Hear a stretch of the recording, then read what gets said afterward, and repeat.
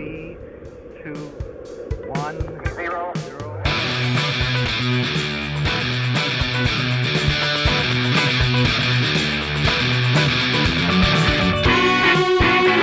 Hello guys, welcome one more time to your favorite show, Hard Members. This week we have two special guests.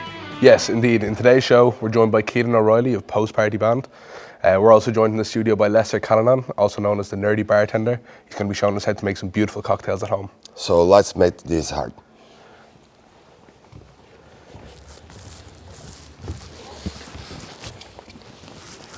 So how are we doing, lads? Keelan, how are you keeping? Yeah, good man. How are All you? good. Lester as well? I'm doing good, yeah, thanks. Yeah, not too bad, not too bad. So today we have some questions that Cosmopolitan has sent in. Just some little icebreakers, you know, keep it easy. We'll start off with the first one. So, do you have a first date? Starting off with the easy ones, is Yeah, it? yeah, a little easy one. What was your first date like? My first date, I don't know. I guess where I'm from, you don't really go on dates until you get a bit older. It's kind of you start off when you're like a kid and you're just like hanging out with people. Yeah, I don't know, yeah. is that considered a date? Yeah, no, that's alright, that's alright.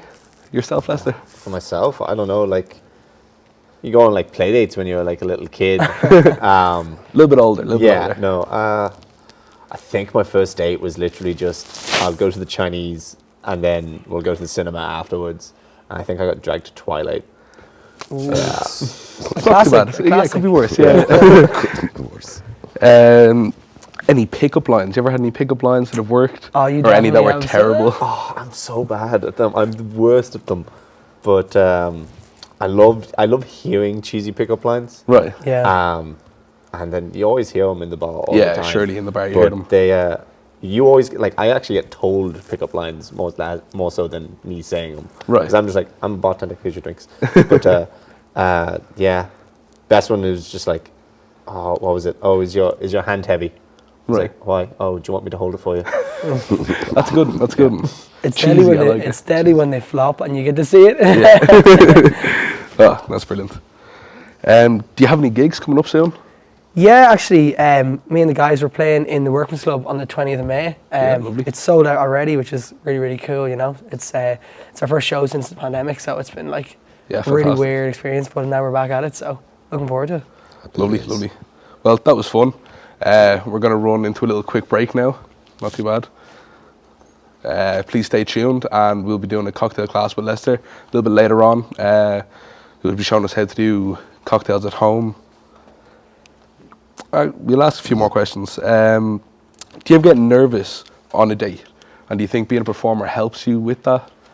I guess so. Like I feel pretty comfortable in a lot of situations. I feel like when you're a performer, you have to act out this extroverted kind of personality, and that reflects on stage. And then, I mean, that probably helps you in social situations too. Obviously, whenever I started playing, like I used to have terrible stage fright. I feel like that's something that's kind of washed away over time, you know. So I think Just it takes probably time to get used to it, kinda. I think, but I think that's just growing up too. You know, as you get older, you just kind of settle in and you become more confident in who you are, and you figure out what who you are and what you want to be. You know, so Yeah, absolutely. And Lester, I hear you're in a long distance relationship. Do you find that difficult? It would be, yeah.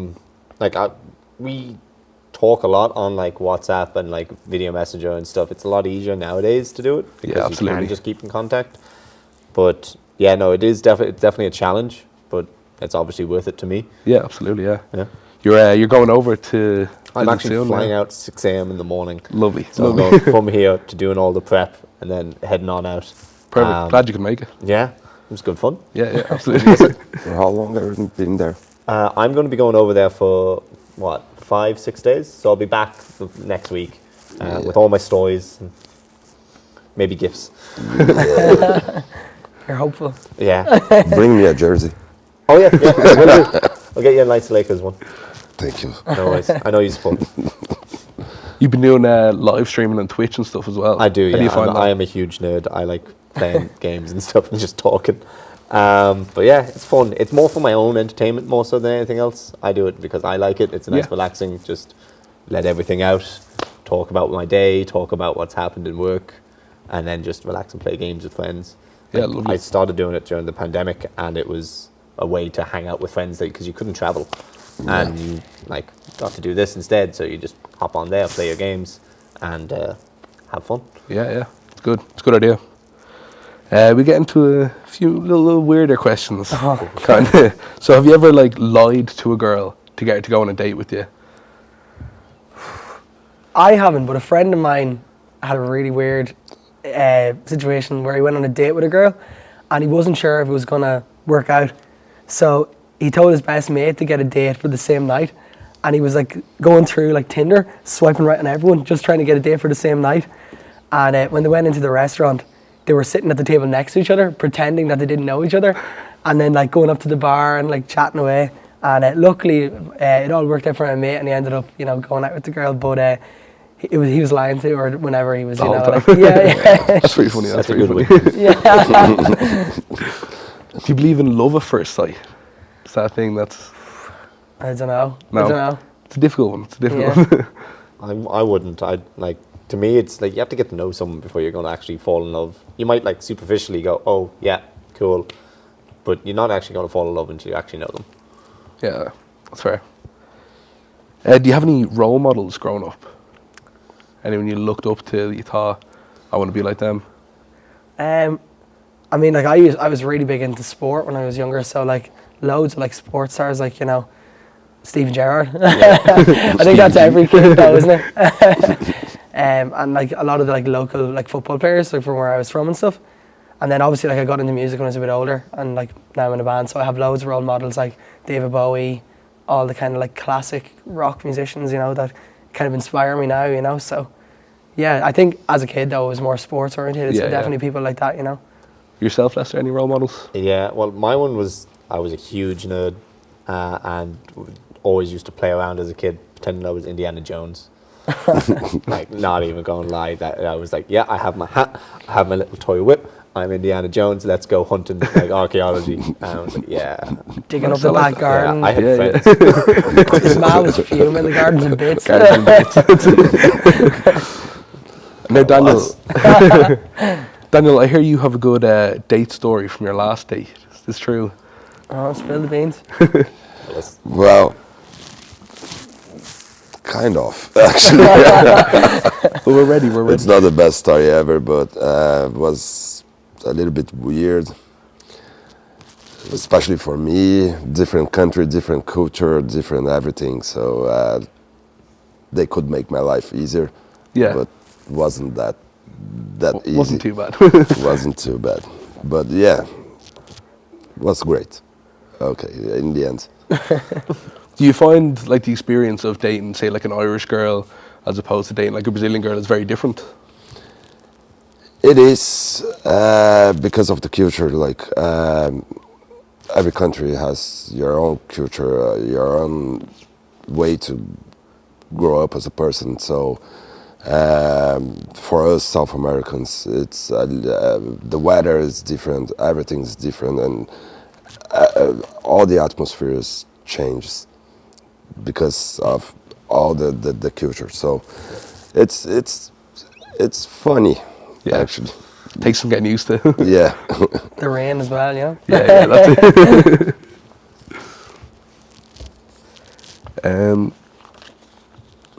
Do you have any cocktails that you like to make at home? Any preferred ones? So I love making cocktails for like friends and stuff. I have a very simple one that I just make myself at home. I make Negronis. Nice. Or I like a nice like old fashioned, just quick, easy. It's kind of each to everyone's preference. So you make your own drink, different to everyone else. And like I like my Negronis a bit stronger, so I don't stir them as much. I like my old fashioned a bit sweeter, so I add a bit more sugar. But everyone has their own recipes. But it's just something nice, quick, and easy you can make at home. Yeah. Like, I don't think cocktails have to be difficult. Like, you don't have to go to a bar to get the best cocktail. Like, you can go to a bar and get the best cocktail in the world, but you can make a good cocktail at home. Yeah. Like the same as you go to a restaurant, you can get the best chicken roast, but you can make a chicken roast at home and get like a banging chicken roast. Have you worked in bars long? God, would be almost like over 10 years now. Oh yeah. Yeah. Serious. So like normal amount of experience from where I am in my career, but I love it. I went to college, did all that, got my degree and stuff, and stayed with bars because it's what I love. Yeah, fair. Better off doing something you love, absolutely. Yeah. Did you start with cocktails straight away when you started working at a bar, or was that something you kind of came into later? No, actually, I got into cocktails mainly because there was one guy, Alan Kavanagh. He's a friend of the boss. Came in. His company was doing a cocktail competition. Wanted me to enter it, and I was like, "Yeah, sure, I'll do it. I have no idea about cocktails. Let's do this." And the atmosphere and the culture of the group of people that were doing that and that were like bringing me into other cocktail competitions was just so friendly and welcoming. Like they refer to Ireland as the little rock, like it's almost like the little tank that could kind of thing. And it was so nice to just meet all the other people. They were helpful, supportive. They go out of the way, bend over backwards to just to be there for each other. And it really brought me into it. And that culture is what actually got me into cocktails. Yeah. Because I fell in love with them and then what they did, and I fell in love with the taste. It's very people driven, like, you know It what I is mean? Yeah. very, very people driven. Have you ever had like a crazy experience with a customer? Anyone going mad at you, screaming at you over the bar or anything? I've had like shakers thrown at me. I've had a chair thrown at me. It's mainly when people have had too much drink and you're telling them, "Sorry, mate, you've had enough for the night. It's time to go home." Some people just don't like hearing that. Yeah. It's for their own good, but sometimes people just don't like it. I think the worst one was someone asked me, like, the weirdest one was someone asked me for an old fashioned, which is a bourbon drink normally. Yeah. And they're like, I made it, and they're like, "Why is this brown?" I'm like, "Because it has brown whiskey in it." And I was like, "It's made with vodka." I'm like, customers, right? Yeah, I'll remake everything that I've spent. Yeah, I've literally stood in front of you for 5 minutes pouring this. And you watched me every step of the way, and you waited until the end to go. No, that's wrong. Thanks for that, mate. Typical. Yeah, lovely. Have you had any bad experiences on stage? Anyone go mad? To be honest, not too much, you know, like, obviously things go wrong more so than, like, you know, people don't really cause the problems. It's more like technical issues and stuff. Yeah. Things can always go wrong, you know, but yeah. Perfect. Well, thank you guys. We'll be going to a little quick break now, and then we'll be back. We'll hear from your music, and we'll see some more cocktails later on. Lovely. Until then.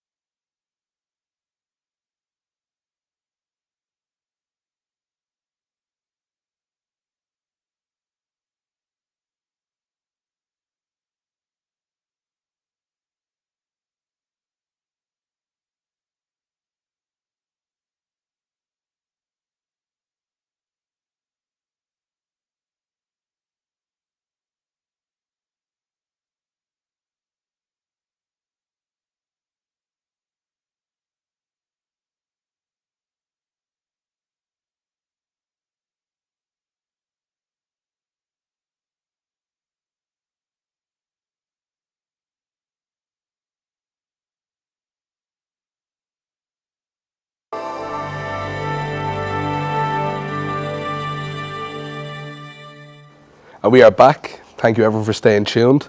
We're going to go now over to Lester. He's going to show us how to make some cocktails at home. But before that, we're going to watch a little video of me trying to learn how to pull a pint. Oh yeah. Hey guys, today we're here at Bad Bob's with Lee Jackson. He's going to show us how to pour a proper pint of Guinness. Right, let's go. Let's go. Lead the way.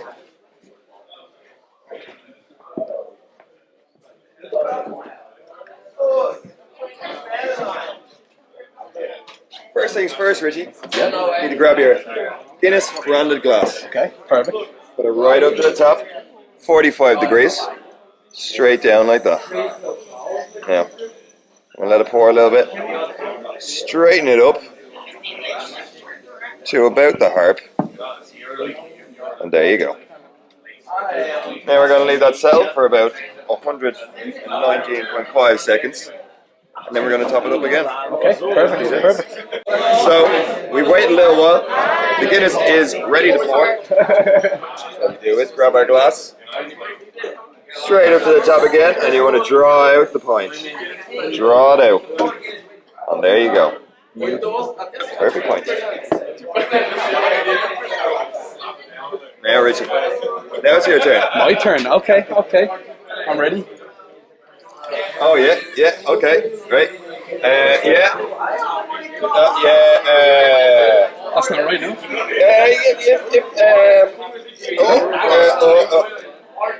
Richie. My first time. Not good? You fucked it. I fucked it. Okay. Right. You have me a little bit worried, but let's go. Yeah? Time to top it up. Let's go. Okay. Loads of bubbles. Oh, yeah. Oh, God. Oh, fuck. Perfect, right? It's bad. I'll learn. It takes time. Sorry, guys. I tried my first pint. It didn't go exactly to plan, but it's all right. It's drinkable. We won't let it go to waste. Richard, that was terrible. Thanks God you are a presenter and not a bartender. Fair. So, Lester, what are you going to show us today? Today I'm going to show you guys how to make an espresso martini at home. It's a really nice, fancy drink. Really show off to your friends at home. Also a nice little pick-me-up after workout or after dinner. Sounds good. The main thing about cocktails is you can make them in anything. It doesn't have to be in a fancy glass. You can make them in just whatever glass you happen to have at home. I use Boston shakers, which is like 2 different shakers together to make them. But at home, protein shaker works perfectly. Even just a jam jar, as long as it's sealable. Protein shaker is actually really, really good, especially for Irish coffees and stuff like that. So I'm going to use a martini glass. We always fill the glass with ice first because you want a nice cold glass. You want your glass to be as cold as the drink. If you're going to shake it with ice, why the hell are you putting it into a warm glass? I'll just break up the ice just so I have it for later. Now this is a vodka drink, so I'm going to do 35 ml of vanilla vodka, nice and flavorful. Then I'm going to do 25 ml of Kahlua. It's like a coffee liqueur. You can use anything. Like if you're stuck, Tia Maria. Loads of people have Tia Maria at home. Cafe Spaghetti works as well, but Kahlua is the classic. Then you're going to do 10 ml of sugar syrup. That's just now 1-to-1. It's like 100 grams of sugar, 100 grams of water, stir it up, makes sugar syrup. It's gorgeous. You can just use a kettle at home. It's real easy. Takes like, maybe 5 minutes to do. And then I'm actually going to make it nice and fancy today. I'm going to use some butterscotch liqueur from 43 Liqueur. It gives a nice little, just a hint of sweetness to it at the end. Treat us. Yeah. So you only need 15 ml of that. Now I add all my drinks, all my alcohol, all my spirits, everything into the glass before I put ice, because while it's sitting in there, it'll dissolve all the ice and you water down your drink. You don't want that. Yeah, definitely not. No. Now, I'm using French press, just a French press coffee, normal. You can use Nespresso is really good if you just have them at home. It's just a double shot of espresso. If you're stuck, you can use instant coffee. Just make up your cup and pour it in. You're going to be measuring a double shot of espresso, so 71 ml. So just pour it all in. Now, it doesn't matter whether or not this is hot or cold. You're going to be adding ice and shaking, so it will chill it down. There we go. And then I have my lovely little drip tray so it doesn't get anywhere, but just put it in the sink if you're at home. Like. Now we're going to add some ice. Now you want to overfill with ice because you want to fill it all the way up so you have the most amount of ice touching the drink possible, so it chills nice and quickly. Give it a little hit to seal it in place. And just shake away. Now, as you're shaking this, you want to keep going. You want to shake until it goes ice cold on the bottom. I kind of showed you about 15 seconds or so. And nice, smooth, full shakes is what you want. Give it a little pop on the side and make sure you get all of that drink back in. We're going to ditch this ice because we don't want it on our drink. Now, where's my little strainers? So this is actually a julep strainer. It's fancy, it's an old school one from, I think it's Kentucky, but it's actually designed originally to keep your mustache out of your drink. People would sit around would just carry these on a chain like a pocket watch.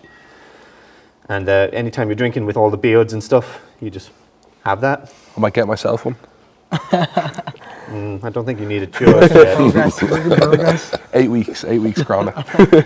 And That looks fantastic. Oh, that looks now, obviously, you can do it just like that, but you can garnish it up a small bit. Like if you want to do, like, because we have vanilla, you can do like vanilla beans over it. You can do coffee beans, whatever you want. You just let that settle. Nice little head. Oh yeah. Better head than your Guinness. Yeah, absolutely. Would you like a taste? Yes, please. Let's pass it around. Yeah. Lovely. Have a You good go first. Thank you very much. Oh yeah, that's very, very good. I'm eyeing that up now myself. It looks really nice. Pop in there, Daniel. That is really Grab good. yourself one. Really good.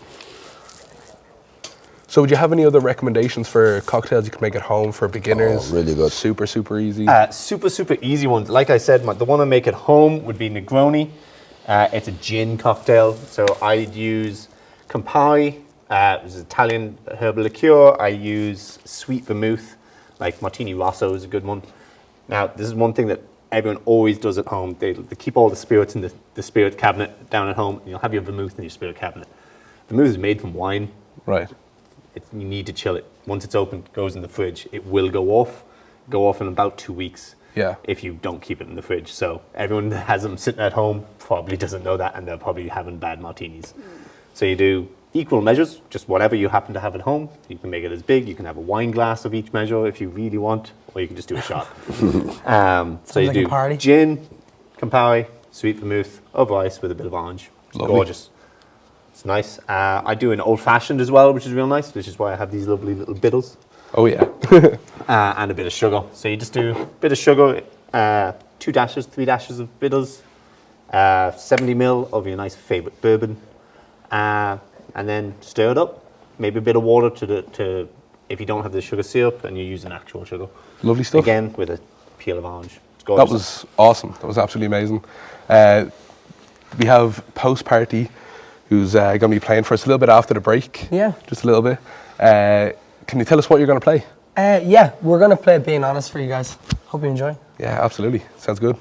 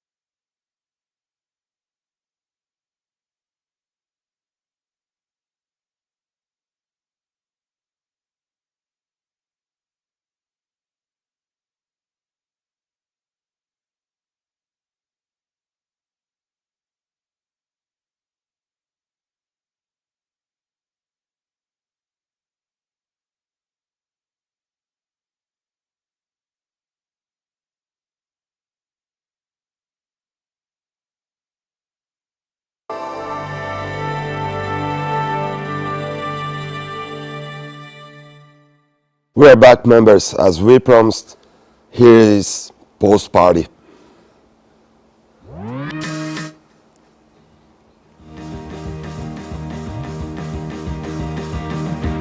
I don't like the way that you stare at me when you had a bit too much and find it hard to see.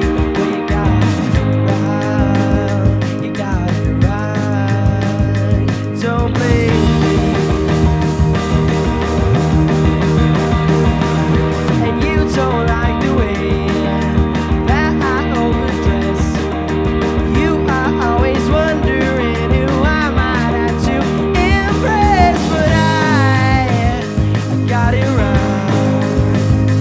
Don't blame me. And we repeat these mistakes that we make. Eyes raised as a fade. Hey, there's lots of ways of being honest. Get out of my head, just like you promised. There's nothing to do. There's nothing that I can say. Get out of my head.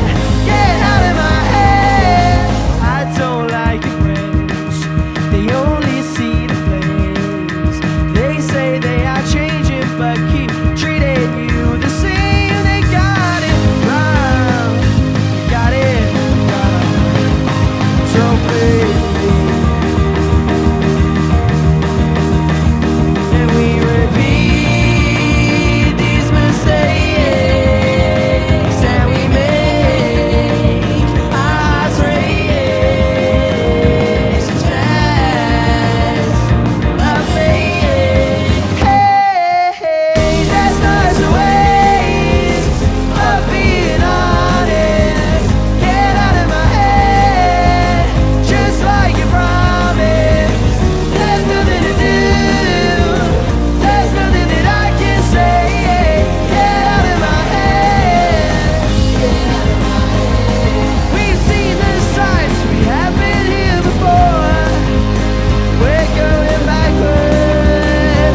Going backward in reverse. Who needs time when you can just raise mine like you do so well, so well?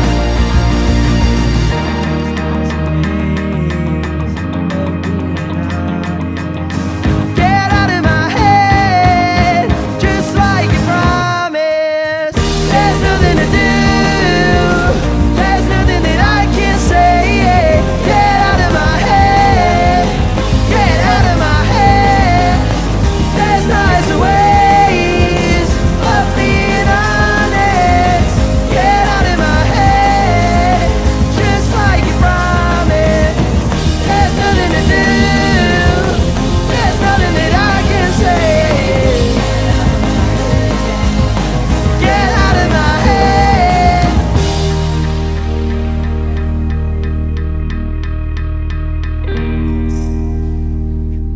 Well, that was fantastic. We cannot be more excited at this moment after the fantastic night we've had today. We hope you can join us next week. And remember, members, stay hard and goodbye.